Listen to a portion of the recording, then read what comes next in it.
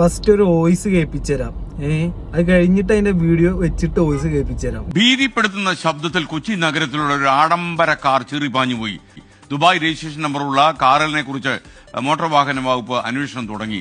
സൈലൻസറിലൂടെ തീയും പുകയും ശബ്ദവും പുറത്തേക്ക് തള്ളിയാണ് കാറ് മരണ ഓട്ടം നടത്തിയത്.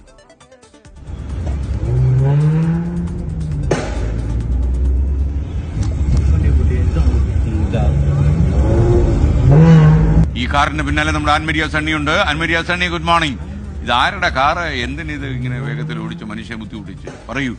എസ് കെ പറഞ്ഞതുപോലെ തന്നെയാണ് പൊതുജനങ്ങൾക്ക് മുഴുവനായിട്ടും ഒരു ബുദ്ധിമുട്ട്. അത് യാത്രക്കാർക്ക് മാത്രമല്ല, ആ പരിസരത്ത് ആ നിമിഷം അവിടെ ഉണ്ടായിരുന്ന മുഴുവൻ ആളുകൾക്കും വലിയ തരത്തിലുള്ള ഒരു ബുദ്ധിമുട്ടുണ്ടാക്കിക്കൊണ്ടാണ് ഈ ഒരു ആഡംബര കാർ ഇങ്ങനെ പാഞ്ഞെടുക്കുന്നത്. അപ്പൊ കണ്ടില്ലേ?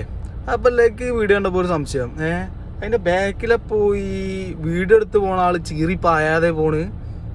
അല്ല, വണ്ടിയുടെ പിന്നാലെ ചീറി പാഞ്ഞ് 100-120 പോണ് വിചാരിക്കൂലേ? ചീറി പാഞ്ഞ് കേട്ട് എന്താ കഥ?